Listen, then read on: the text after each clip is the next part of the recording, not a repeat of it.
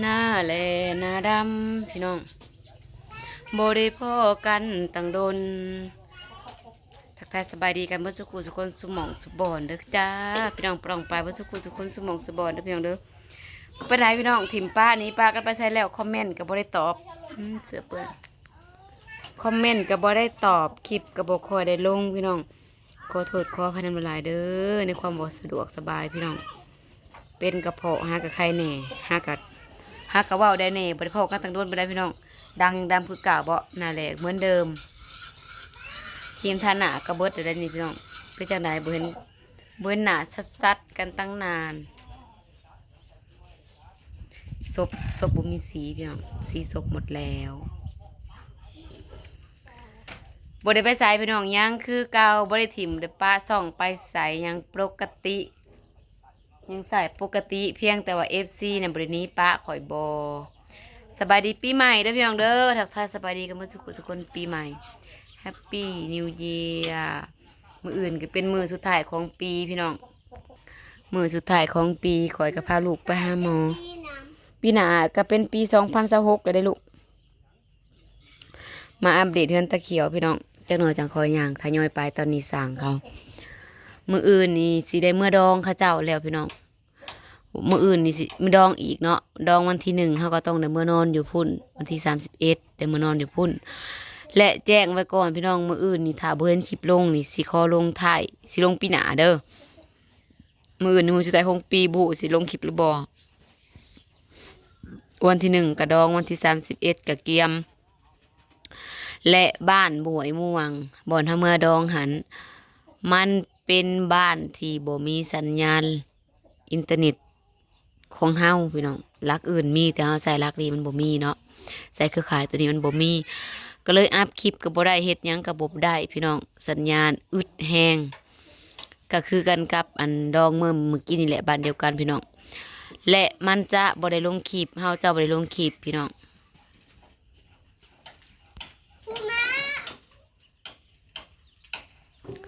เฮาก็จะบ่ได้ลงคลิปบ่ได้อัพคลิปแต่จะถ่ายคลิปเก็บไว้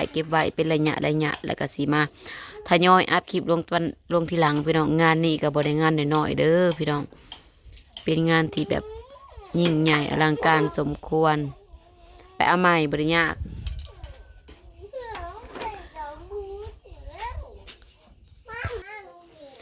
อันนี้เงินตะเคียวกำลังใส่ดังพี่น้องเอิ้นบ่ดังเซ็ต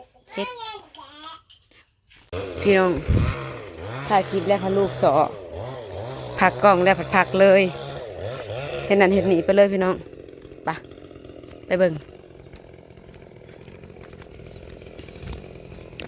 พอดีกับบรรยากาศยามแรงๆจักว่าหอดสายพี่น้อง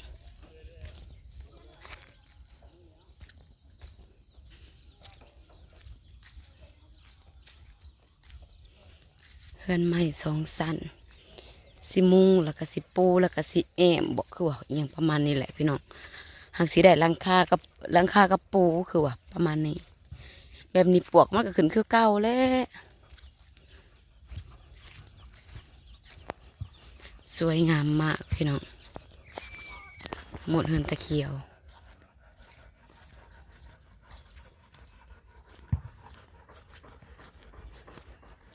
พวกคันไดกับพวกคันไดเก่าเฮือนอยู่บ้านป้าตัวเสียงโทรศัพท์อีหน่อยเหี่ยวๆมาหอดพี่คือสิเล่งจำเลยซ้ำว่าเอามานอนสำนี้ปวกก็ยังกินใหม่นะพวกว่าพี่น้องพวกคันไดเก่าอันนี้งามเลยเฮ็ดได้ป้าไปตากแดดตากในปกติอยู่ในเฮือนนั่นคักตอนอยู่ในเฮือนน่ะแดงอ่องต่องอยู่มากลงแล้วตากแดดตากหน้าที่เล่นบ่อยากแม่ในของตัวเองป้า2 4 6 เสาพี่น้อง8 เสางามเลย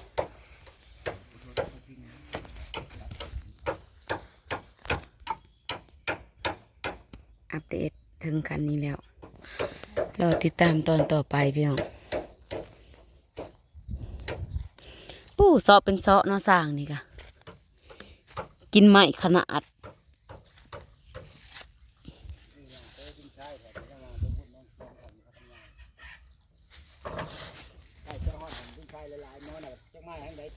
แต่โยโก้จะง่าย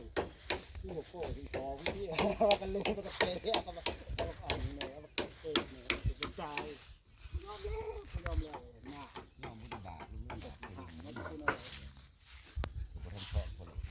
มาบุญบ้าน มุงแต่ทางหลุม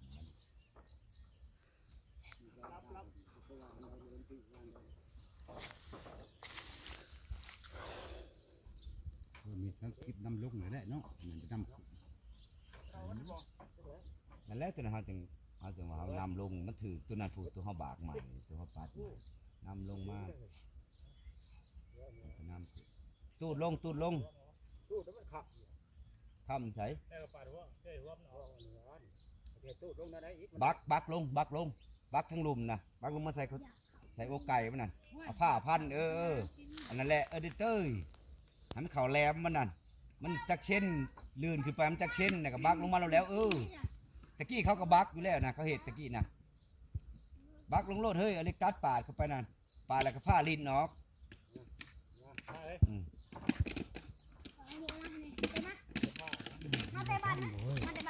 มันกินไหลถือว่ามันบุษบมันจะละมันก็หัวเลยเนาะเฮือนเนาะ โบสั้นดอกพอดีงามแล้ว มันพอดีงามแล้ว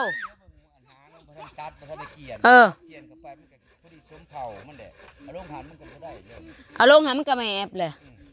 เจ็บเทพนี่คือแบบนี้ เอาทำนี่ขึ้นนะพอดีแล้วโบยอกดอกมันสิยอกยังซ้ำนี่นะ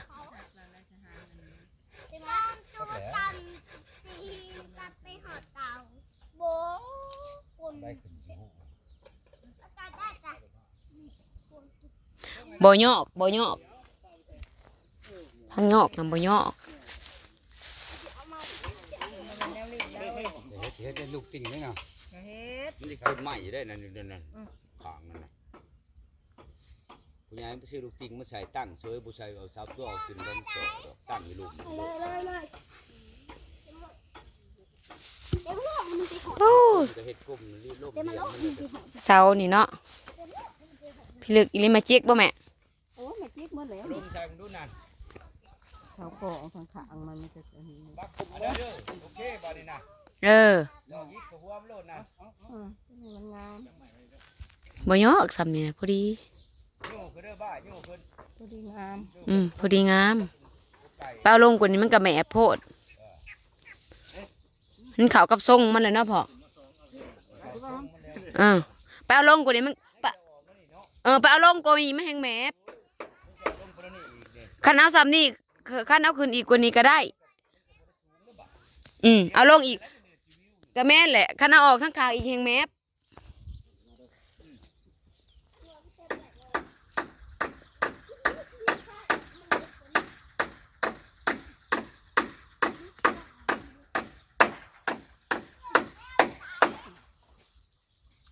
ตอกบ้าตอกมึงจะขีดแต่เขาเอาไม่เป็นไรวะ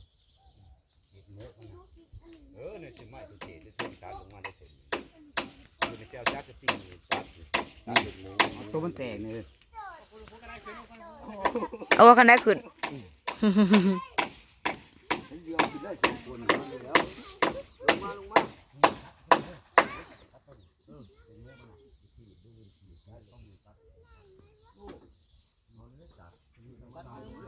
ติดตามตอนต่อไปพี่น้องมืออื่นเขาก็เห็ดเดี๋ยวสิอัปเดตให้เบิ่งเป็นระยะห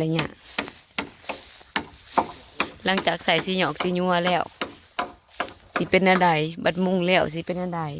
มาอีกสองไม่หนึ่งได้เครื่องกับสองสองไม่ถึงโอ้ยได้ขาดเลย สร้างนั้นไม้ตะปูเด้อคันบิดแต่ละดอกนะจื้อไว้เด้อ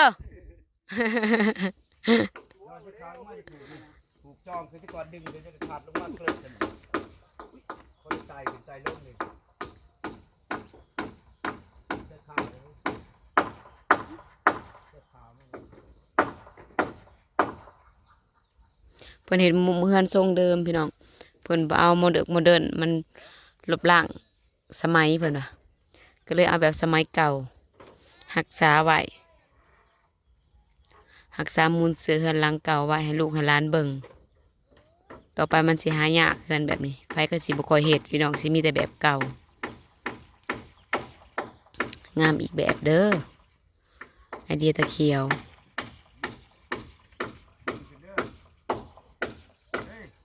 ให้เอาขึ้นปองนี่บ่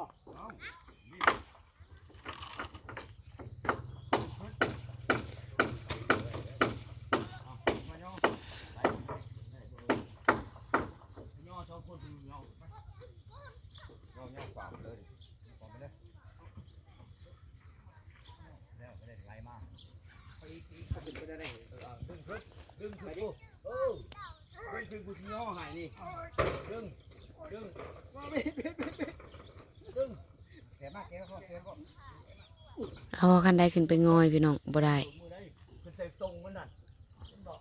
งเอามาใส่ข้าม เออ ไปดึงแห้งปลาลงบัดนี้ปลาลงมาแล้วข้าขันนี่ดูไปเดี๋ยวเอาดิจ้ะลาเลยมันบอกข่าวตรงมันจำนั่นแหละตะปูทิกเนี่ยนะเอาเชือกขาวมันไม่ได้เลือดสีเพราะไตกับไตลงเนี่ยเพราะมันปีนแห้งนี่ขึ้นเลยมาแม่ตะกอนยังไม่หลุดว่าได้ง่อย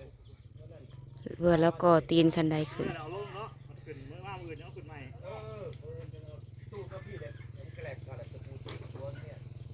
ทิกก็ได้ว่าทิกแค่ตรงนะครับทิก ได้เห็นไหม ทิกกระโดดเด่นหนึ่งนะทิกกระเด็นเดียวแล้วทิกจะค้างมันนะทิกจะค้างกระเด็นเดียวนะ ฝากเบิ่งฝากชมฝากเป็นกำลังใจพี่น้องมื้อนี้มาอัปเดตบ้านใหม่ตะเคียว กูยังก็ได้เนาะ พบกันคลิปใหม่พี่น้องเดี๋ยวมือเฮือนมือซานก็ไก่ขึ้นไปจอเขาหมดแล้วอาบน้ำอาบในให้ลูกหมอแกงเรื่องง่ายพี่น้องโคตรพาโคตรมี